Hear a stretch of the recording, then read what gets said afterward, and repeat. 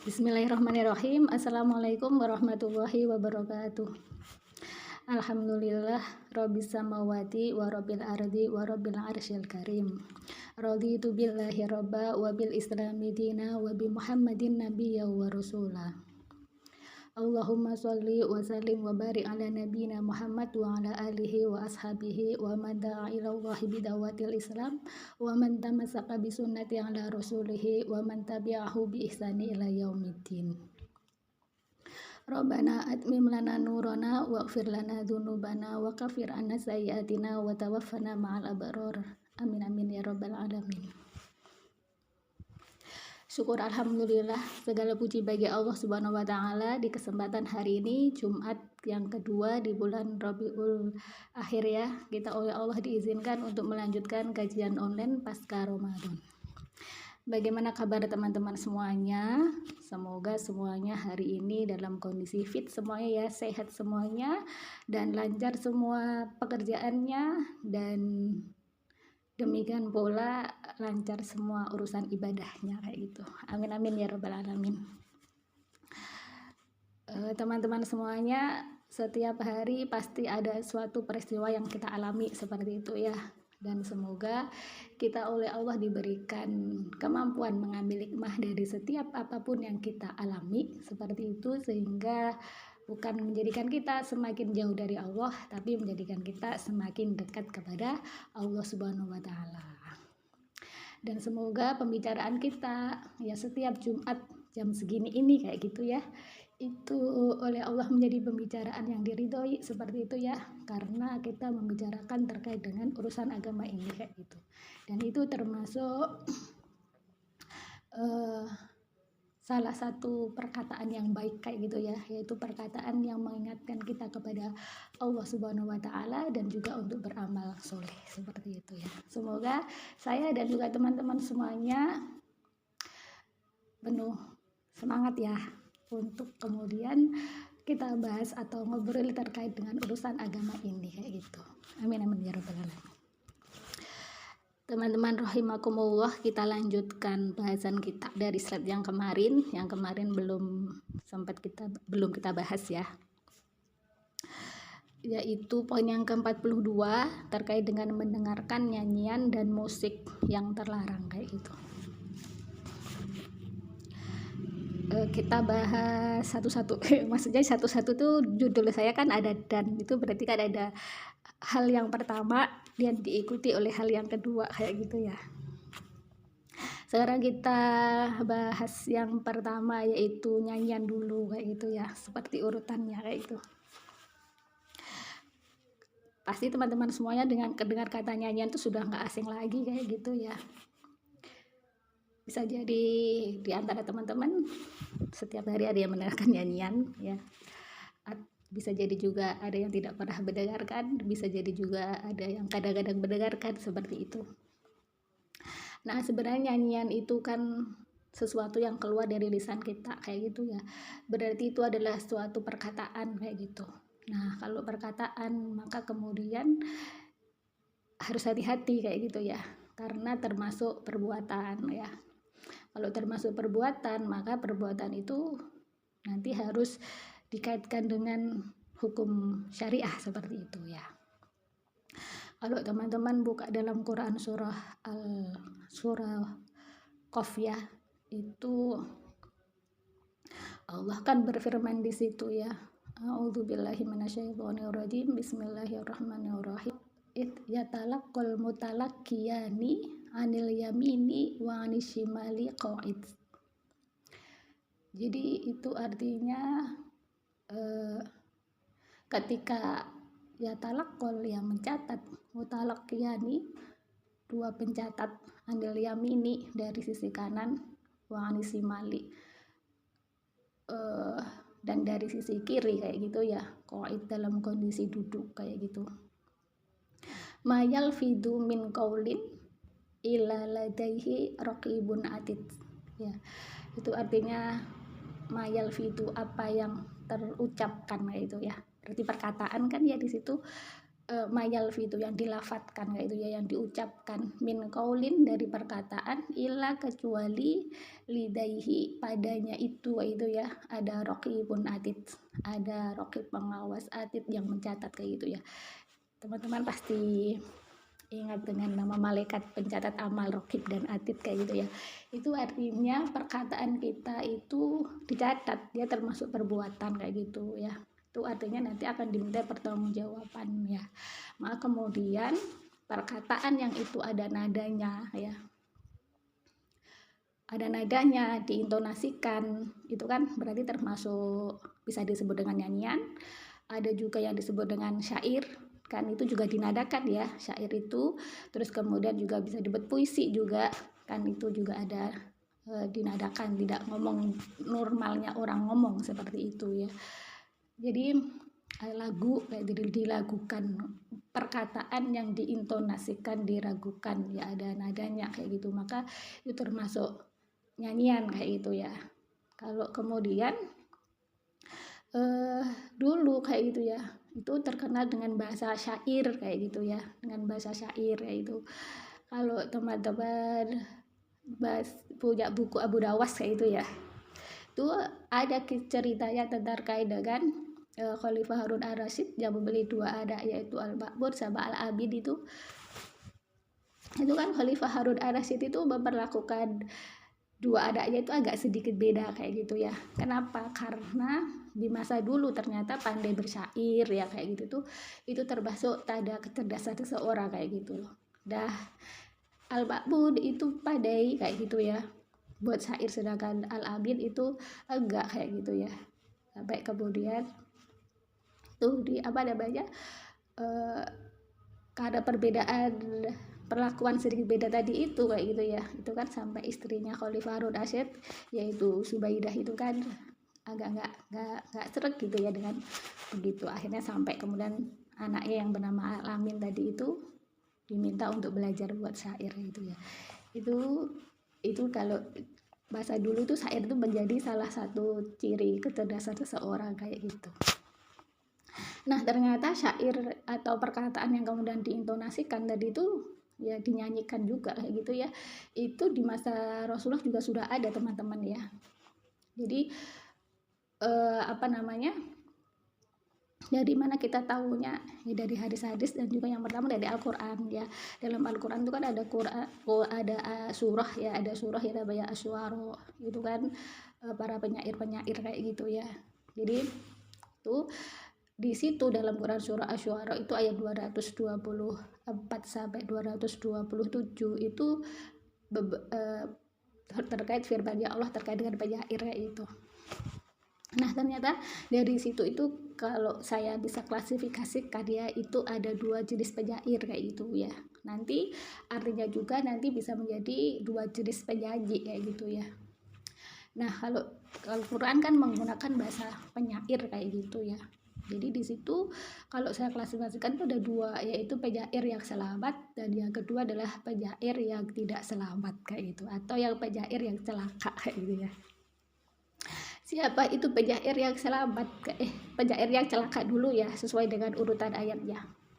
Jadi dalam Quran surat Asy-Syu'ara ayat 224 sampai 226 itu Allah berfirman terkait dengan para penyair yang celaka kayak gitu ya. Saya bacakan ayatnya ya teman-teman ya.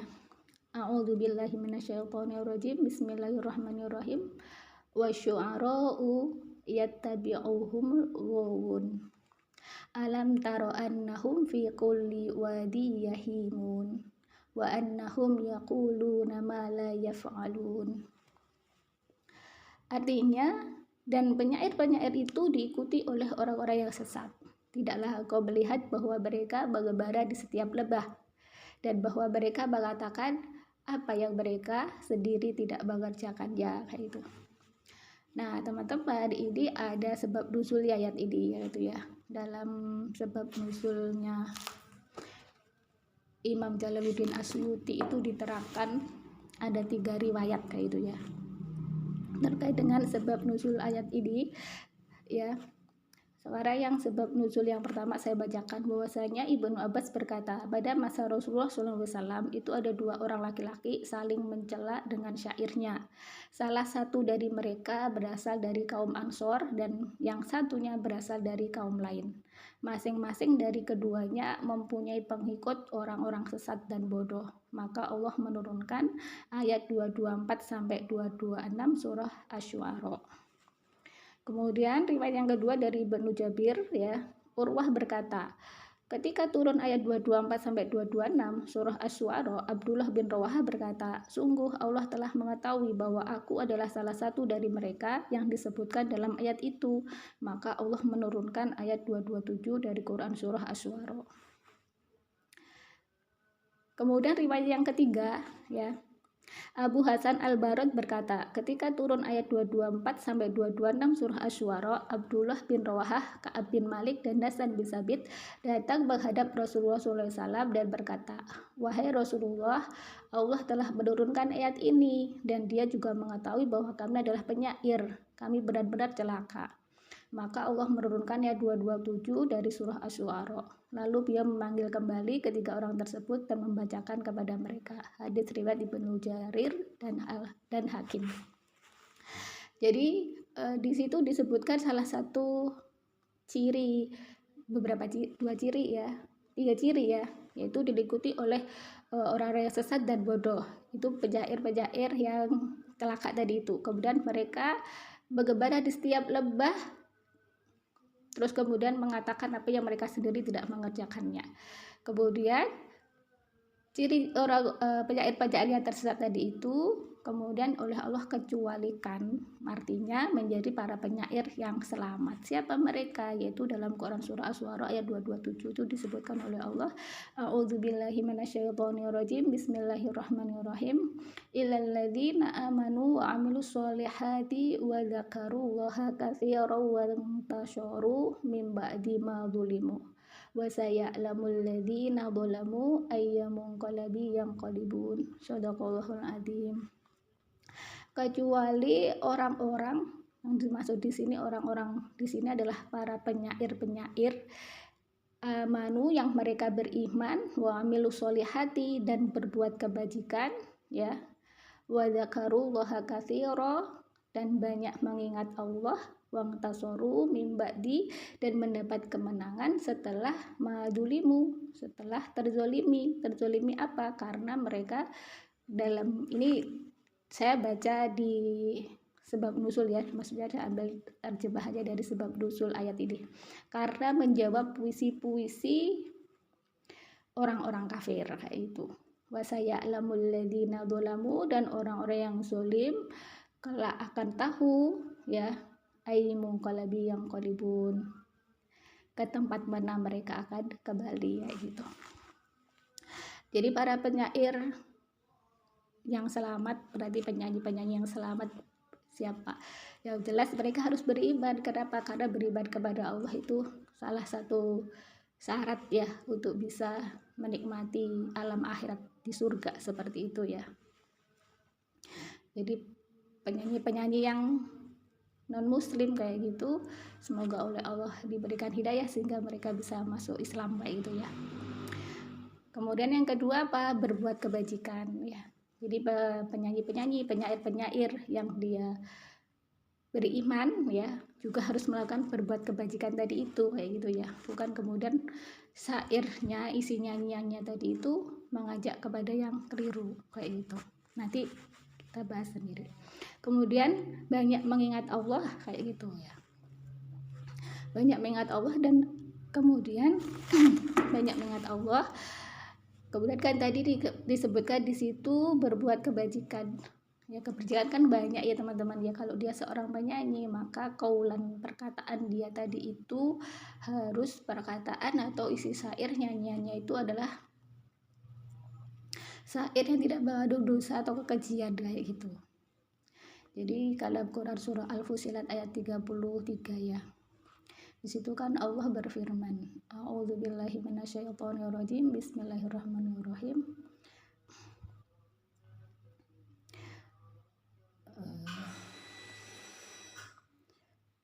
wa man ahsanu qawlan mimman da'a ilallahi wa amila sholihan wa qala innani minal muslimin.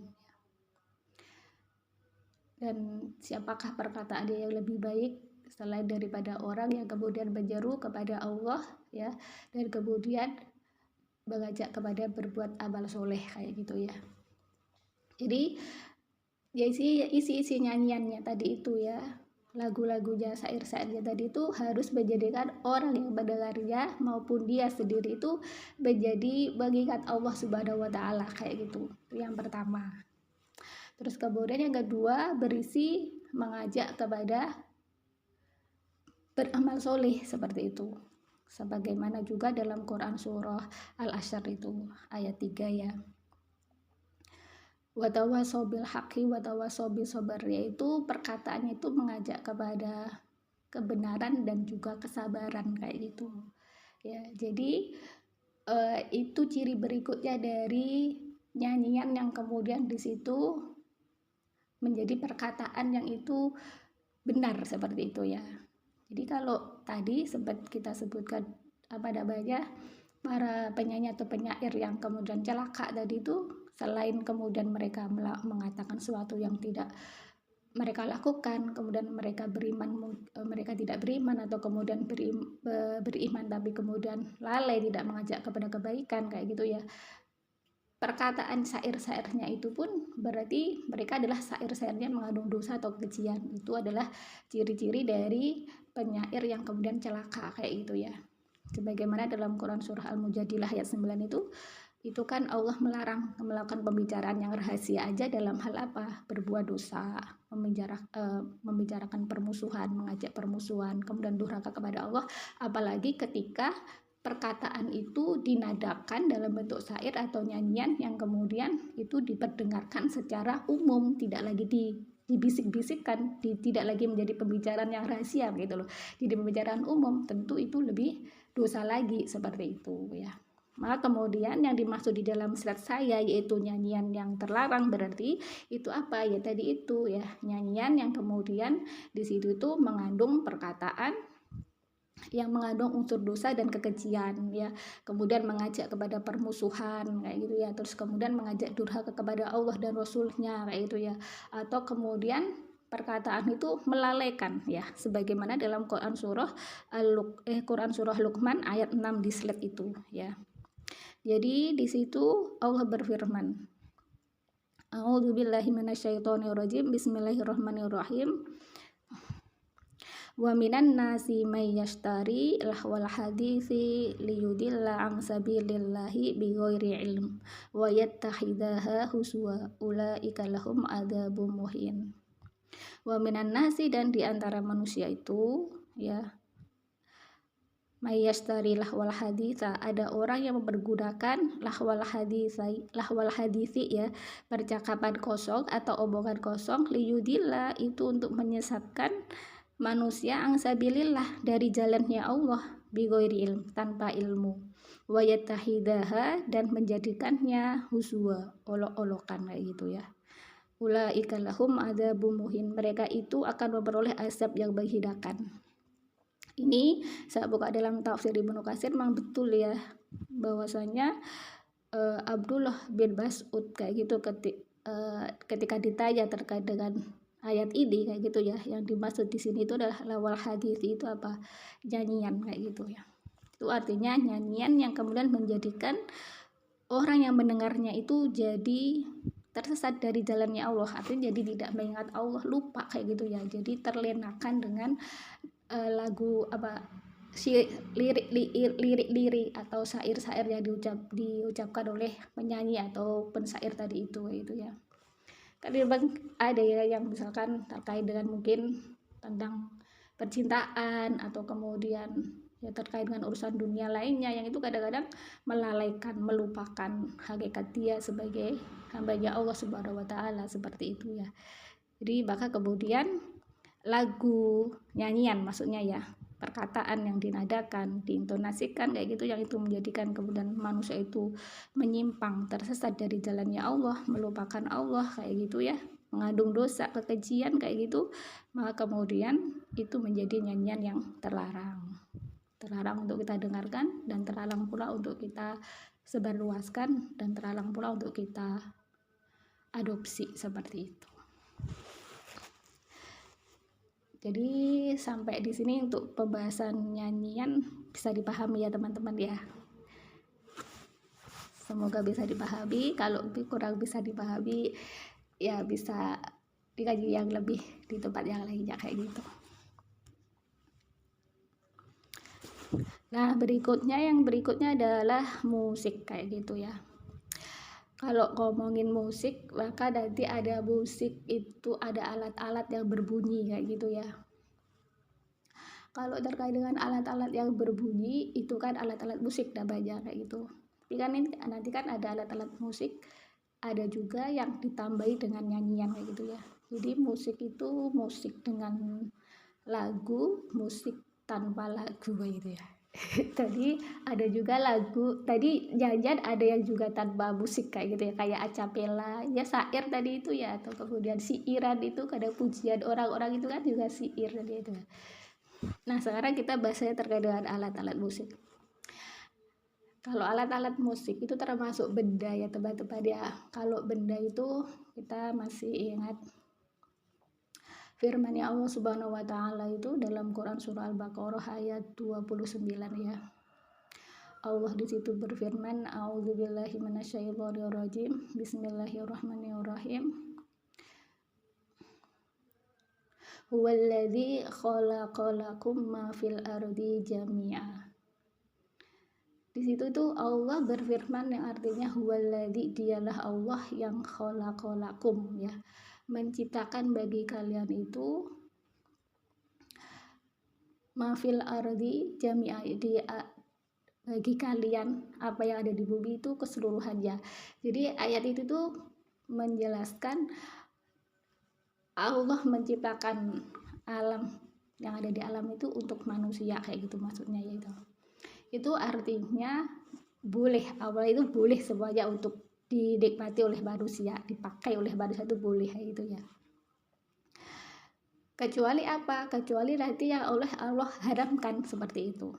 Teman-teman, ini ngambilnya hukum seperti ini teman-teman. Teman-teman masih ingat terkait dengan makan kemarin yang kita bahas terkait dengan makan halal itu ya, dalam Quran surah Al-Baqarah ayat berapa itu, ada berapa kalau nggak salah ya. Itu kan Allah memerintahkan kita kepada manusia untuk ya ayuhadasu kulu mimma fil ardi halalang thayyibah, kan kayak gitu ya. Seluruh manusia itu oleh Allah perintahkan untuk memakan yang halal ya, halal yang thayyib kayak gitu. Terus kemudian dalam Quran, semisal Quran surah Al-Maidah ayat 3 itu kan Allah mengharamkan makanan-makanan yang diharamkan, hurrimat alaikum dan seterusnya itu. Nah, artinya dari kumpulan yang halal tadi itu ternyata di situ ada yang diharamkan kayak gitu. Nah, kemudian alat-alat musik tadi kan juga benda kayak gitu ya. Berarti nanti ada yang halal dipakai kalau itu memang nggak ada dalil yang mengharamkannya, dan ada yang haram dipakai kalau memang itu ada yang haram ada dalil yang mengharamkannya kayak gitu loh. Jadi itu ya teman-teman ya. Nah, kemudian terkait dengan alat musik ini ternyata ada hadis Rasulullah terkait yang diriwayatkan oleh Muslim kayak itu ya, terkait dengan lonceng kayak gitu ya. Dalam sebuah hadis riwayat Muslim itu bahwasanya, ini saya sampaikan secara makna aja ya, malaikat itu tidak akan menyertai suatu rombongan yang di situ ada loncengnya kayak gitu ya. Nah, kemudian lonceng ini menjadi salah satu alat ya yang di situ haram untuk dipakai oleh seorang muslim kayak gitu. Terus kemudian apa namanya, apa yang kemudian contohnya yang halal yang boleh gitu ya, yang halal itu dulu ketika Rasulullah itu baru tiba di Mekah Madinah ya, itu kan disambut ya, disambut itu kan dengan ada syairnya ya, Tolang al-Badru itu, dan juga diiringi dengan semacam rebana, itu kan juga alat musik kayak gitu. Dan Rasulullah tidak melarang aktivitas itu, maksudnya tidak menghentikan, stop memakai alat itu kan enggak kayak gitu ya, sampai selesai penjambutannya Rasulullah. Nah di situ kan berarti ada alat yang itu memang di masanya Rasulullah itu sudah ada dan diperbolehkan, ada juga yang tidak kayak gitu. Nah, tapi kemudian kan sekarang berkembang kayak gitu ya, alat-alat musik itu berkembang. Nah, ketika alat-alat musik berkembang seperti saat ini kan ada gitar, ada drum, ada piano dan sebagainya itu. Terus bagaimana? Ya kita ngikutin ulama, kita kan nggak tahu kayak gitu ya. Maksudnya kalau teman-teman punya buku yang lengkap terkait dengan alat-alat musik itu bisa dijadikan rujukan kayak gitu ya. Kalau saya ini hanya menyampaikan aja ya teman-teman ya, terkait dengan pendapatnya para ulama terkait dengan alat-alat musik kayak gitu.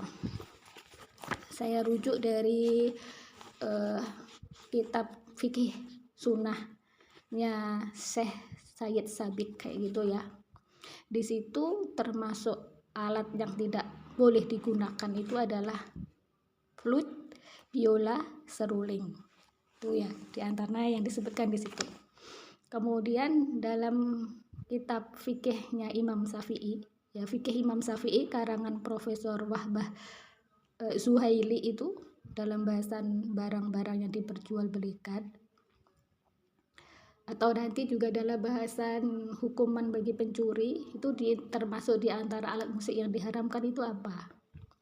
Seruling dan juga sejenis kecapi kayak gitu.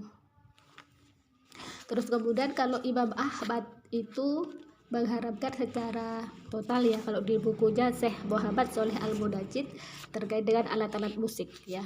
Jadi seperti kecapi, seruling, rebab, simbab itu termasuk diharapkan kayak gitu ya. Terus kemudian kalau dalam kitab, masih dalam bukunya Syekh Muhammad Sholeh Al-Munajjid itu disebutkan bahwasanya termasuk alat-alat musik piano, biola, harpa, gitar dan sebagainya itu termasuk yang tidak diperbolehkan. Tapi teman-teman ya,